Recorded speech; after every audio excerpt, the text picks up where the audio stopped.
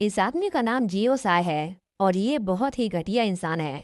इस आदमी को अपने काम का एबीसी भी नहीं आता, लेकिन वो अपने क्लाइंट्स को ऐसा दिखाने की कोशिश करता है जैसे कि उसे सब कुछ आता है और वो ड्रिल बिट से भी अच्छा होल कर सकता है। जियो साय पाइप में होल करना शुरू करता है, लेकिन हम देखते हैं कि उसे इस काम में बिल्कुल भी एक्सपीरियंस ना होने की वजह से वो समय रहते पाइप में होल नहीं कर पाता, जिसकी वजह से उस पाइप से हाई प्रेशर में ऑयल बाहर निकलने लगता है। और अचानक से इतना ज्यादा प्रेशर और एक छोटी सी चिंगारी की वजह से वहाँ पर एक बहुत बड़ा धमाका होता है। ब्लास्ट होने से पहले जियो साय और उसका क्लाइंट वहाँ से भाग निकले थे, लेकिन क्लाइंट जियो साय को बहुत मारता है क्योंकि उसने उसका बहुत ज्यादा नुकसान किया था।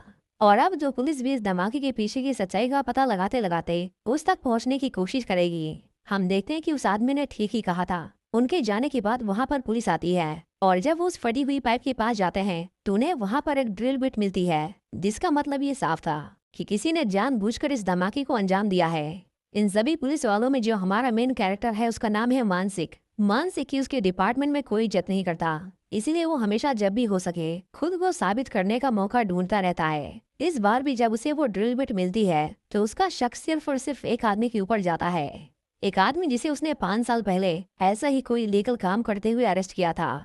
मानसिक अपने सीनियर्स को उस आदमी के बारे में बताता है, लेकिन उसके सीनियर्स उसकी बातों पर जरा भी गौर नहीं करते क्योंकि वो मानसिक को सिर्फ एक सिर दर्द के अलावा और कुछ नहीं समझते थे। इसके बाद हम उस आदमी को देखते हैं जिसने जियो साय को अपने क्लाइंट के लिए होल करने का काम दिया था। उसके क्लाइंट के लोग उसे पकड़ लेते हैं और उसे बहुत मारते हैं क्योंकि उसकी लापरवाही की वजह से वो लोग मरते मरते बचे थे। उसका क्लाइंट उसे कहता है कि उसे अगले 24 घंटे में ड्रिल बिट उसके पास चाहिए, नहीं तो वो उन दोनों को मार देगा। इसके बाद हम ड्रिल बिट को देखते हैं। ड्रिल बिट पहले एक इंजीनियर था, लेकिन जब से वो इस धंधे में आया था तब से मानो जैसे कि वो पैसे छापने की मशीन बन गया था। मानसी को जब से वो बिट उस एक्सीडेंट साइट पर मिली थी तब से वो ड्रिल बिट का पीछा कर रहा था, इस उम्मीद में कि एक दिन वो उसे रंगे हाथों पकड़ लेगा।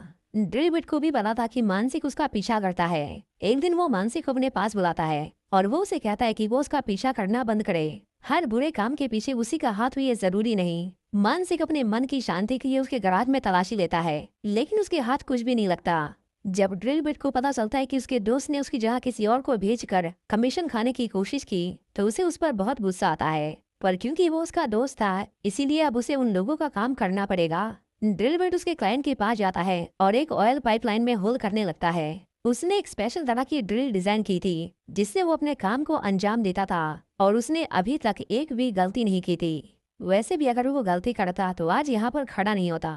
वो क्लाइंट उसके काम से बहुत इम्प्रेस हुआ था। वो उसे एक और बिजनेसमैन का नंबर देता है। वो कहता है कि उसे तुम्हारे जैसे आदमी की जरूरत है और वो तुम्हें तुम्हारे इस काम के मुंह मांगे पैसे देगा। ड्रिल बिट उस बिजनेसमैन के पास जाता है। इस आदमी का नाम जियान वू है और इस आदमी के ऊपर बहुत सारा कर्जा है, इतना कर्जा कि वो उन पैसों को अपने दूसरे बिजनेस से आने वाले पैसों से अपनी पूरी जिंदगी में नहीं चुका पाएगा। जियान वू उसे बताता है कि उसे शहर के सबसे बड़े ऑयल रिजर्वोयर की पाइपलाइन में छेद करना है और इस काम के लिए वो उसे उसकी मनचाही रकम देगा। ड्रिल बिट समझ गया था कि ये आदमी इस काम से अरबों रुपए छापने वाला है, इसलिए वो भी उसे अपनी रेगुलर फीस से 5 गुना ज्यादा पैसे चार्ज करता है। जियान वू ने इस काम के लिए कुछ बहुत ही अच्छे लोगों की टीम बनाई थी जो अपने अपने कामों में माहिर थे। इस टीम में जियो साय भी शामिल था, जिसने शुरुआत में उस ऑयल पाइपलाइन में ब्लास्ट किया था। जियो साय को बेशक ड्रिल करना नहीं आता था, लेकिन वो वेल्डिंग जैसे कामों में माहिर था। और भी कई लोग थे जैसे कि चीफ ना, जो एक सिविल इंजीनियर था। जियोन साहब ये आदमी मशीन्स को ऑपरेट करता था और उनकी टीम में एक लड़की भी थी जो उस बिल्डिंग के रिसेप्शन पर बैठी थी जिसके नीचे खुदाई का काम चल रहा था और इस लड़की का काम था किसी को भी होटल में बुकिंग करने से रोकना। हम देखते हैं कि जियान वू के ऊपर पहले से ही बहुत सारा कर्जा था, लेकिन फिर भी वो अपने बचे हुए कंपनी फंड से बहुत सारा ऑयल खरीद रहा था क्योंकि उसकी इस चोरी की वजह से कोरिया में ऑयल की शॉर्टेज हो जाती और उसके बाद वो अपने मन चाहे रेट पर ऑयल बेच सकते थे। ड्रिल बिट उस पाइप में होल करने के लिए एक स्पेशल बिट तैयार करता है, लेकिन जिस दिन उन्हें उस पाइप में छेद करना था उस दिन वो देखते हैं कि वहाँ पर कैल्शियम कार्बोनेट की एक परत जमी हुई थी। चीफ ना उन्हें काम को रोकने के लिए कहता है क्योंकि वहाँ पर ड्रिलिंग के दौरान एक्सप्लोजन हो सकता था जिसमें वो सभी मारे जाते। वो जब इसके बारे में ड्रिल बिट को बताते हैं तो ड्रिल बिट उन्हें काम को रोकने से मना करता है क्योंकि उन्हें इस काम को पूरा करने के लिए डेडलाइन दी गई थी। वेल्डर ड्रिल बिट के ऊपर चिल्लाने लगता है और उसे ऊंची आवाज में बात करता है क्योंकि वो उनकी लाइफ को खतरे में डाल रहा था। उन सब लोगों में से वेल्डर सबसे गुस्से वाला आदमी था। वो खुद को ड्रिल बिट से बेहतर समझता था और उसके अंदर इस बात का बहुत गुस्सा था कि इस काम के लिए उसे कम पैसे दिए गए हैं। इन लोगों में आपस में बहुत बहस होती है, यहाँ तक कि वो एक दूसरे के ऊपर हाथ भी उठा देते हैं, जिसके बाद ड्रिल बिट को मजबूरन इस काम को कल के लिए पोस्टपोन करना पड़ता है। अगले दिन जब वो अपना काम शुरू करते हैं तो खुदाई करते करते उन्हें पता चलता है कि उनके आगे एक पत्थर की बहुत बड़ी चट्टान थी, जिसे सिर्फ हैमर ड्रिल से ही तोड़ा जा सकता था। अब क्योंकि हैमर ड्रिल बहुत आवाज करती है और ऊपर से वो लोग रात को काम कर रहे थे, इसलिए वो वेल्डर को जोर जोर से म्यूजिक चलाने के लिए कहते हैं ताकि किसी को भी पता ना चले कि यहाँ पर खुदाई का काम चल रहा है। दूसरी तरफ मानसिक अपनी पूरी जी जान लगाकर उन चोरों को पकड़ने की कोशिश कर रहा था। उसके पास उन ऑयल पाइपलाइंस का एक मैप था और उसे उनमें से एक लोकेशन पर वो होल मिलता है जहां पर ड्रिल बिट ने पिछली बार काम किया था। मानसिक की वजह से अब पूरे डिपार्टमेंट को पता चल गया था कि कुछ लोग सच में ऑयल की चोरी कर रहे हैं। इसके बाद पुलिस जगह जगह पर छानबीन करने लगती है। उनमें से एक पुलिस वाला उस होटल में पहुंचता है जहां पर ड्रिल बिट खुदाई कर रहा था। रिसेप्शनिस्ट जब उस पुलिस वाले को देखती है तो वो तुरंत ही रेड अलर्ट का बटन प्रेस कर देती है, पर वो बटन काम नहीं करता क्योंकि खुदाई करते समय उनमें से किसी एक ने अलार्म की वायर को गलती से काट दिया था। पुलिस वाला जब वेल्डर के गाने की आवाज सुनता है तो वो उसे देखने जाता है। वेल्डर उस पुलिस वाले को देखकर और जोर जोर से गाने लगता है और उसे रोकने की पूरी कोशिश करता है, लेकिन पुलिस वाले ने जैक हैमर के चलने की आवाज सुन ली थी और अब उसे थोड़ा थोड़ा शक होने लगा था। वो तुरंत ही उस आवाज का पीछा करता है, लेकिन वो जैसे ही बेसमेंट में पहुंचता है हम देखते हैं कि ड्रिल बिट ने वहां से सारे सबूत मिटा दिए थे। उन लोगों ने अपने चेहरे भी ढक लिए थे ताकि वो पुलिस वाला उन्हें पहचान न ले। उसके पूछने पर वो उसे बताते हैं कि वो यहाँ पर सीवर लाइन का काम कर रहे हैं। पुलिस वाला उन सभी के चेहरे देखता है, लेकिन उनमें से वो किसी को पहले कभी नहीं मिला, इसीलिए उसे किसी पर भी शक नहीं होता। उस पुलिस वाले के जाने के बाद रिसेप्शनिस्ट उस अलार्म की वायर को फिर से ठीक कर देती है क्योंकि इस बार तो वो पकड़े जाने से बाल बाल बचे थे। वो जब उस टनल से बाहर निकलने ही वाली थी तभी ड्रिल बिट जमीन पर एक भारी अलमारी गिरा देता है, जिसकी वजह से बहुत तेज वाइब्रेशन होती है और उस टनल में बहुत सारा मलबा गिर जाता है। वो रिसेप्शनिस्ट और जियोन सब टनल के दूसरी ओर फंस गए थे और अगर उन्हें जल्दी निकाला नहीं जाता तो ऑक्सीजन की कमी से वो दोनों मारे जाते। उनके ऊपर मुसीबतों का पहाड़ टूटा हुआ था, लेकिन इस बीच वेल्डर अपना असली रंग दिखाने लगता है। वो ड्रिल बिट से कहता है कि वो दोनों अंदर ही दबकर मर जाएंगे, चलो हम इनके पैसे लेकर यहाँ से भाग जाते हैं। ड्रिल बिट को उसके ऊपर बहुत गुस्सा आता है और वो उसे सबक सिखाना चाहता था। चीफ ना मिट्टी को बाहर निकालना शुरू करता है और वो खोदते खोदते टनल के उस ओर एक रास्ता बना देते हैं। वो रिसेप्शनिस्ट उन्हें धन्यवाद करती है, पर कोई उसे ये नहीं बताता कि वेल्डर उसे अंदर ही छोड़कर भागने की सोच रहा था। उस रात वो सभी आराम से सो जाते हैं और वो अब बस इस काम से मिलने वाले पैसों के सुहाने सपने देख रहे थे। हम देखते हैं कि देर रात को एक अलार्म बजने लगता है। ड्रिल बिट जब बाहर आता है तो वो देखता है कि वेल्डर उनके पैसे लेकर भाग रहा था। वो उसे बिल्डिंग से कूदने से रोक लेता है और उन्हें धोखा देने की पनिशमेंट के तौर पर वो उसे बहुत मारता है। जियोन सब उसे कहता है कि उन्हें पैसों के लिए एक दूसरे से इस तरह नहीं लड़ना चाहिए, लेकिन जब वो देखता है कि वेल्डर उसके ही पैसे लेकर भाग रहा था तो वो भी उसे बहुत मारता है। वेल्डर की गलती पकड़ी गई थी और वो उन सभी के सामने घुटने टेक कर माफी मांगने लगता है। वेल्डर उन्हें कहता है कि उसका एक बेटा है जो अभी हॉस्पिटल में भर्ती है और उसी के लिए वो ये पैसे चुरा कर भाग रहा था। उसने ये कहानी अभी अभी बनाई थी, अब इसमें कितनी सच्चाई है ये तो हमें आगे जाकर पता चलेगा, लेकिन फिलहाल किसी को भी उस पर जरा भी भरोसा नहीं है। इसी बीच ड्रिल बिट सोचने लगता है कि आखिर ये अलार्म बजाया किसने। वो तुरंत उस रिसेप्शनिस्ट के पास जाता है और वो देखता है कि वो उन सभी के ऊपर नजर रख रही थी और वही जियान वू को पल पल की खबर देती थी। ड्रिल बिट उसे कहता है कि वो आज रात के बारे में जियान वू को ना बताए क्योंकि उसने जो उसके साथ कॉन्ट्रैक्ट साइन किया था उसमें यह साफ साफ लिखा हुआ था कि उनमें से कोई भी काम खत्म होने तक उस बिल्डिंग के बाहर कदम नहीं रखेगा। हम देखते हैं कि तभी जियान वू दूसरे कमरे से निकल कर आता है। वो ड्रिल बिट से कहता है कि तुम्हारे एक आदमी ने कॉन्ट्रैक्ट को तोड़ा है और उन्हें इसकी पेनल्टी भरनी पड़ेगी। जियान वू तुरंत ही उनके कुछ पैसे काट लेता है और उन्हें वार्निंग देकर छोड़ देता है। इसके बाद वो वेल्डर को पकड़ते हैं। वेल्डर अपनी जान की भीख मांग रहा था, लेकिन जियान वू का उसे मारने का कोई इरादा नहीं था, बल्कि वो तो उसे और पैसे देता है, लेकिन बदले में अब उसे उस टनल में हो रहे एक एक काम की खबर देनी थी, वो भी बिना किसी को बताए। जियान वू को अब किसी पर भी भरोसा नहीं था क्योंकि उसके ऊपर इतना ज्यादा कर्जा था कि अगर उन लोगों से कुछ भी गलती होती तो उसे उसकी भारी कीमत चुकानी पड़ती। इसके बाद वो सभी दोबारा से अपने खुदाई के काम में जुट जाते हैं। मानसिक भी हर पाइपलाइन के पास जाकर होल्स ढूंढने की कोशिश कर रहा था, और इस बार वो गलती से उस पाइपलाइन के ऊपर था जिसके नीचे ड्रिल बिट खुदाई कर रहा था। उनके टूल्स लोहे के होने की वजह से वो मानसिक के मेटल डिटेक्टर के पकड़ में आ जाते हैं। वो तुरंत ही अपने लोगों को नीचे की ओर खुदाई करने को कहता है। वो रिसेप्शनिस्ट जब उन लोगों को ऐसा करते हुए देखती है तो वो उन्हें वहाँ से बाहर निकलने के लिए कहती है। वो टनल के बाहर आ गए थे, लेकिन ड्रिल बिट को याद आता है कि वो एक लोहे का औजार अंदर ही भूल गया है। वो जैसे ही उसे उठाने जाता है, हम देखते हैं कि वो टनल में लीक हो रही गैस की चपेट में आ जाता है और वहीं पर बेहोश होकर गिर जाता है। चीफ ना जब देखता है कि ड्रिल बिट अभी तक वापस नहीं आया तो वो उसे बाहर निकाल कर लाता है और इस तरह वो एक बार फिर से पकड़े जाने से बाल बाल बचते हैं।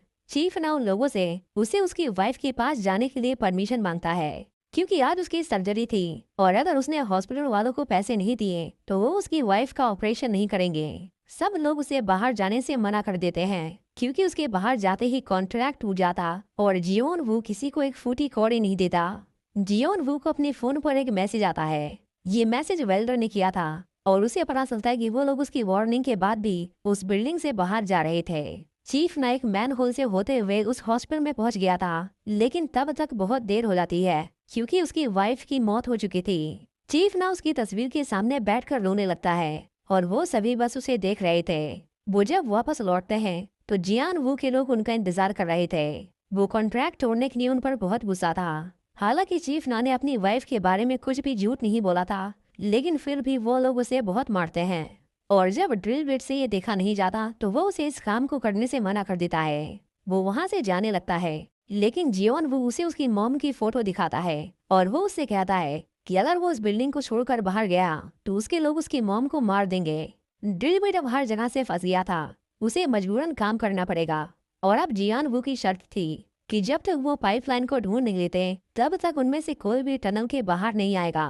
टनल में काम करते दौरान हम देखते हैं कि चीफ ना बेहोश हो जाता है। उसे कैंसर था और उसे मेडिकल सपोर्ट की जरूरत थी। ड्रिल बिट उसे टनल से बाहर ले जाने लगता है, लेकिन जियान वू के लोग उसे बाहर नहीं जाने देते। उसे अब बहुत गुस्सा आ गया था और उन लोगों में बहुत मारा मारी होने लगती है। उन्हें पीट कर जब वो बाहर आते हैं तो जियान वू के लोग बाहर उनका इंतजार कर रहे थे और इस बार उनके हाथ में हथियार भी थे।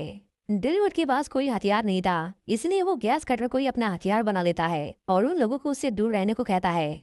ड्रिल बिट उसे कहता है कि अगर उसने उन्हें नहीं जाने दिया तो उनमें से कोई भी बाहर नहीं जा पाएगा। चीफ ना जियान वू से बात करने की कोशिश करता है, पर जियान वू से गोली मार देता है। मानसिक जो बाहर ही खड़ा था वो गोली की आवाज सुनकर तुरंत ही बिल्डिंग की ओर भागता है। पुलिस को आता देख वो सभी वहाँ से भागने लगते हैं और इस तरह उनमें से कोई भी पकड़ा नहीं जाता। ड्रिल बिट को चीफ ना की मौत का बहुत दुख था और वो जियोन वू को उसके किए की सजा देना चाहता था। वो अपने दोस्त के पास जाता है और उसे पता चलता है कि उसके दोस्त ने उसकी मॉम को सुरक्षित जगह पहुंचा दिया है और अब जियोन वू के लोग उन्हें नुकसान नहीं पहुंचा सकते। वेल्डर भी हॉस्पिटल में भर्ती हो गया था, लेकिन हम देखते हैं कि पुलिस उसके बारे में पूछते पूछते हॉस्पिटल में पहुंच गई थी। इससे पहले वो पकड़ा जाता, हम देखते हैं कि ड्रिल बिट उसे हॉस्पिटल से भगा लेता है, क्योंकि अगर वो पकड़ा जाता तो उन सबको भी जेल जाना पड़ता। जियोन वू के पास एक अननोन नंबर से फोन आता है और वो लोग उसे मिलने के लिए बुलाते हैं। जियोन वू देखता है कि वो रिसेप्शनिस्ट जो उसके लिए काम करती थी वो भी अब ड्रिल बिट की तरफ हो गई थी। वो लोग उसका काम करने के लिए तैयार थे, लेकिन अब उन्हें इसी काम के लिए 5 बिलियन वॉन चाहिए थे, क्योंकि पुलिस अब उनके पीछे थी और इतने पैसों से वो किसी भी देश में छुपकर रह सकते थे। ड्रिल बिट जियोन वू को पुलिस की भी धमकी देता है, जिसके बाद जियोन वू उसकी शर्त मान लेता है। इसके बाद वो सभी पाइपलाइन में होल करने की तैयारी करते हैं। वो वेल्डर भी उनके प्लान का हिस्सा था, लेकिन उन्हें नहीं पता था कि वो सीक्रेटली जियोन वू को अंदर की सारी इन्फॉर्मेशन दे रहा था। ड्रिल बिट को उसके ऊपर थोड़ा शक होने लगता है, इसलिए वो उसका पीछा करता है और वो देखता है कि वेल्डर जियान वू को उसके प्लान के बारे में बता रहा था। मानसिक उसके पास से ही गुजर रहा था, अगर वो वेल्डर को देख लेता तो उनका सारा प्लान चौपट हो जाता। इसीलिए वो मानसिक को अपने पीछे भगवाता है और उससे पीछा छुड़ाते छुड़ाते वो एक बड़े से पत्थर पर जा गिरता है, जिससे उसे बहुत चोट लग जाती है। इसके बाद वो ड्रिलिंग करना शुरू करते हैं। रिसेप्शनिस्ट ने उस ऑयल कंपनी के प्रेशर सिस्टम में फेक अलार्म एक्टिवेट कर दिया था, ताकि जांच करने पर उन्हें लगे कि उन्हीं के सिस्टम में कोई खराबी है और वो ऑयल की चोरी के दौरान लो ऑयल प्रेशर के अलार्म पर बिल्कुल भी ध्यान न दें। दूसरी तरफ जियान वू के लोग पेट्रोल को टैंकरों में भरकर उनकी नीलामी करने के लिए एक मीटिंग बैठवाता है और उनके बीच में अरबों रुपयों का लेन देन होता है। हम देखते हैं कि ड्रिल बिट जख्मी हालत में किसी तरह एक पाइपलाइन में होल कर देता है, लेकिन सिर्फ 3 मिनट में वो दूसरी पाइपलाइन में होल नहीं कर पाता। वो वेल्डर को उसका ये काम करने को कहता है, लेकिन वेल्डर को याद आता है कि उसने पिछली बार होल करने की कोशिश में पूरी पाइपलाइन ही ब्लास्ट कर दी थी, इसीलिए वो ड्रिल करने से मना कर देता है। ड्रिल बिट उसे थोड़ा हौसला देता है, जिसके बाद उसकी निगरानी में वो वेल्डर पाइप में सक्सेसफुली ड्रिल कर देता है। वो जब ऑयल रिलीज करते हैं तो वो सीधा जियान वू के पास जाकर पहुंचता है। उन्हें अब अपने काम के पैसे चाहिए थे, जिसके लिए वो जियान वू को पैसे लेकर उनकी लोकेशन पर आने के लिए कहते हैं। ड्रिल बिट इस बार वेल्डर को जियान वू से बात करते हुए पकड़ लेता है। वो उसे कहता है कि तुम उस आदमी के लिए कैसे काम कर सकते हो जिसने चीफ ना को उनकी आंखों के सामने मारा। वो उसे बताता है कि चीफ ना ने उसके बेटे के इलाज के लिए अपने हिस्से के पैसे तुम्हारे लिए छोड़ दिए थे और तुम उनके एहसान का ये बदला चुका रहे हो। ये सब सुनकर वेल्डर रोने लगता है। उसे अब अपनी गलती का एहसास था, लेकिन अब उसने भरोसा खो दिया था, इसीलिए वो उसके हाथ पैर बांध देते हैं। जब जियान वू उन्हें पैसे देने आता है तो हम देखते हैं कि उसने भी उन्हें धोखा दिया था। उसके लोग ड्रिल बिट को चारों ओर से घेर लेते हैं और वो उसे पैसे भी नहीं देते।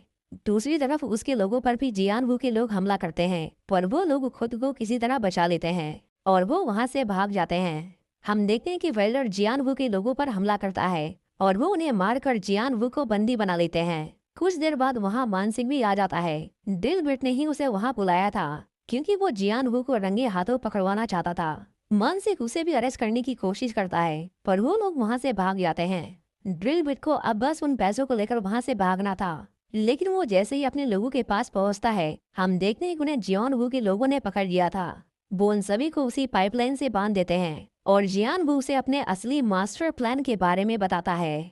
दरअसल उसे ऑयल की चोरी तो करनी ही थी, लेकिन वो ये भी चाहता था कि चोरी के बाद किसी को भी चोरी का कोई भी सबूत न मिले। इन शॉर्ट जियान वू उस पूरी पाइपलाइन को बॉम्ब से उड़ाने वाला था, जिससे कोरिया का सबसे बड़ा ऑयल रिजर्वोयर भी डिस्ट्रॉय हो जाता और पूरे कोरिया में ऑयल की शॉर्टेज हो जाती।